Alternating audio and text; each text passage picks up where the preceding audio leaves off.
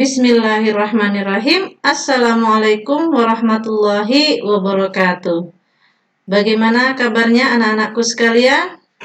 Mudah-mudahan kita semua selalu dalam lindungan Allah Subhanahu wa Ta'ala. Bertemu lagi dengan Miss Roni di pembelajaran matematika kelas 9. Pada kesempatan kali ini kita akan belajar tentang materi kita di bab terakhir, yaitu bangun ruang sisi lengkung. Namun sebelum Miss Roni menjelaskan lebih jauh, di sini Miss Roni sampaikan kompetensi dasar dan indikator yang akan kamu capai pada pembelajaran kali ini. Baik. Nah, sebelum Miss Roni lebih jauh menjelaskan bangun ruang sisi lengkung, di sini sekedar mengingatkan kembali bahwasannya bangun ruang pada matematika itu ada dua. Ya, yang pertama yaitu bangun ruang sisi lengkung yang akan kita pelajari pada kesempatan kali ini. Dan yang kedua yaitu bangun ruang sisi datar yang sudah pernah kalian pelajari waktu kalian duduk di kelas 8. Nah, bangun ruang sisi datar apa saja yang sudah pernah kalian pelajari? Yaitu diantaranya adalah kubus. Kemudian ini adalah gambar balok, dan yang ini adalah gambar limas, dan yang ini adalah gambar dari prisma. Keempat bangun ruang sisi datar ini sudah pernah kalian pelajari. Nah, pada kesempatan kali ini ya kita sudah masuk ke pembahasan kita, yaitu bangun ruang sisi lengkung. Apa saja benda-benda yang ada di sekitar kita dalam kehidupan sehari-hari kita yang berbentuk seperti bangun ruang sisi lengkung. Di antaranya adalah gambar berikut ini. Baik anak-anakku sekalian, nah apa saja bangun ruang sisi lengkung yang akan kita pelajari? Di antaranya yang pertama adalah tabung, yang kedua kerucut, dan yang ketiga adalah bola. Pada kesempatan kali ini kita akan membahas tentang tabung. Apa saja yang akan kita pelajari tentang tabung? Yang pertama yaitu unsur-unsur dan jaring-jaring tabung. Kemudian nanti kita akan pelajari tentang bagaimana cara menentukan luas permukaan tabung. Dan yang ketiga kita akan belajar bagaimana cara menentukan volume dari tabung. Nah, tabung di sekitar kita. Ya, apa saja benda-benda tabung yang ada di sekitar kita yang sering kalian temui? Di antaranya adalah ya ini tabung api ya. Kemudian ada tabung gas ya, kemudian ada tabung vial dan tutup dan tabung ring bensin. Sekarang kita sudah masuk di pembahasan kita tentang tabung. Apa itu tabung? Tabung adalah bangun ruang sisi lengkung yang memiliki 3 sisi. Perhatikan gambar berikut. Pada gambar berikut kita bisa lihat ya sisi apa saja yang terlihat pada tabung. Di antaranya adalah yang bagian bawah disebut dengan sisi alas, bagian atas biasa disebut dengan sisi tutup, dan yang tengah ini disebut dengan selimut, sisi selimut. Unsur-unsur tabung. Apa saja unsur-unsur tabung? Ya, perhatikan gambar berikut ini. Ya, ini merupakan gambar jaring-jaring tabung. Ya, unsur-unsur dari tabung itu apa saja? Yang pertama jari-jari. Nih, jari-jari lingkaran. Ya, kemudian ini namanya tinggi di sini ya. Kalau di gambar tabungnya yang namanya tinggi itu adalah ini. Sini, ini tinggi. Nah, kemudian ada apa saja lagi? Yaitu bidang sisinya. Sisinya apa saja? Yang pertama sisi alas, sisi tutup, dan sisi selimut tabung. Ternyata sisi selimut tabung itu ketika alas dan tutupnya dipisahkan, maka selimut dari tabung itu berbentuk persegi panjang. Jaring-jaring tabung. Nah, ini jaring-jaring tabung ya. Ini bagian alas atasnya atau tutup. Sedangkan bagian bawahnya ya, kalau kita perhatikan bagian alas dan bagian tutupnya itu dari tabung berbentuk apa? Ya, betul, berbentuk lingkaran. Sedangkan yang kuning ini, yang hijau ini berbentuk persegi panjang. Selimut bagian sisi dari selimut tabung berbentuk persegi panjang. Ya, atas tabung berbentuk lingkaran, selimut tabung berbentuk persegi panjang, alas dari tabung berbentuk lingkaran. Betul ya.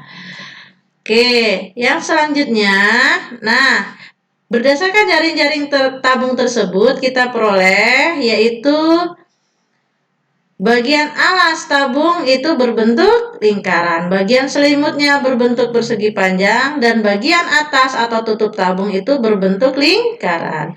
Bagian alas dan atas merupakan dua lingkaran yang kongruen. Apa itu kongruen? Ya, betul, yaitu kongruen adalah sama bentuk dan ukuran. Selanjutnya, sekarang bagaimana cara menemukan rumus luas permukaan tabung? Perhatikan gambar berikut ini.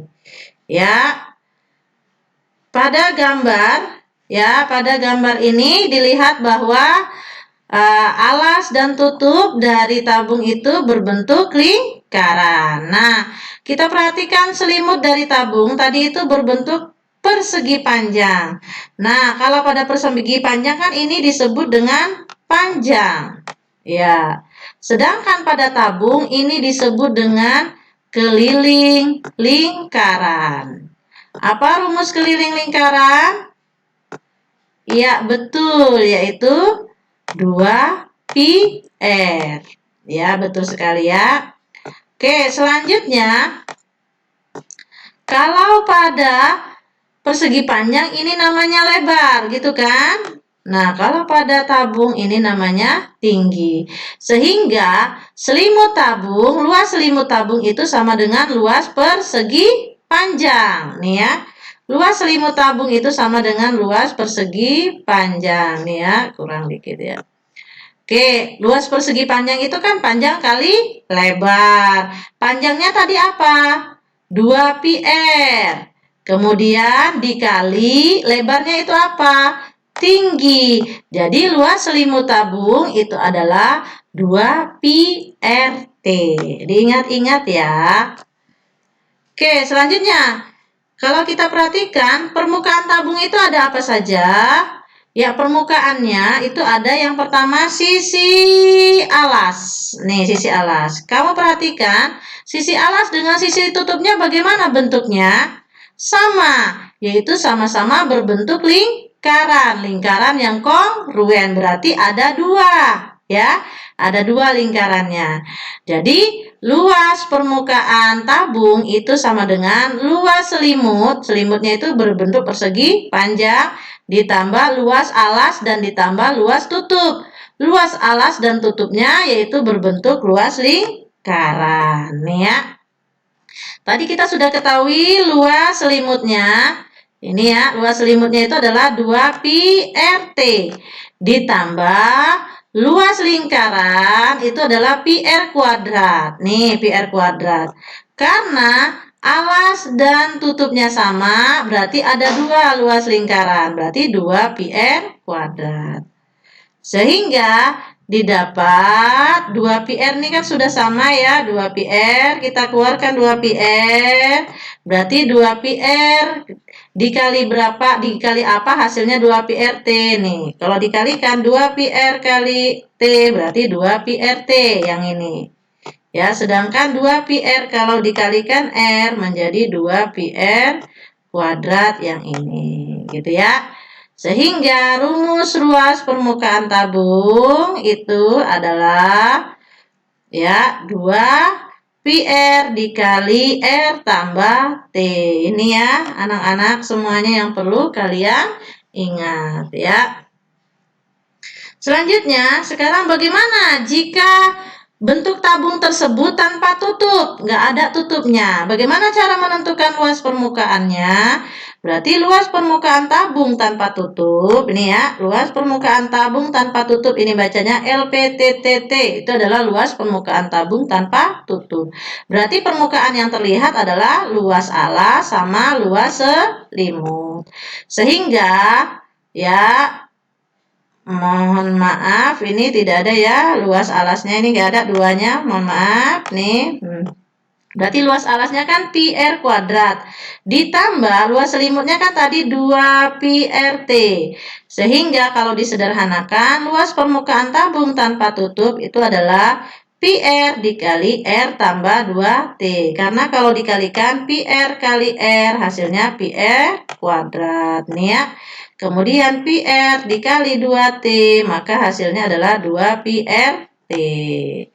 Ya, jadi perlu kalian ingat kalau luas selimut itu rumusnya adalah 2πrt. Sedangkan luas permukaan tabung itu adalah 2πr dikali R tambah T. Dan luas permukaan tabung tanpa tutup, tanpa alas itu adalah πr dikali R tambah 2T. Diingat-ingat ya nak. Baik, kita lanjutkan. Sekarang volume tabung. Volume tabung, untuk menentukan volume tabung, ikutilah kegiatan berikut. Yang pertama langkahnya, silahkan digambarkan sebuah tabung. Setelah digambarkan, tadi ya gambarnya sudah ada di sini. Kemudian, tabung tersebut potonglah menjadi 12 bagian seperti pada gambar berikut. Nih.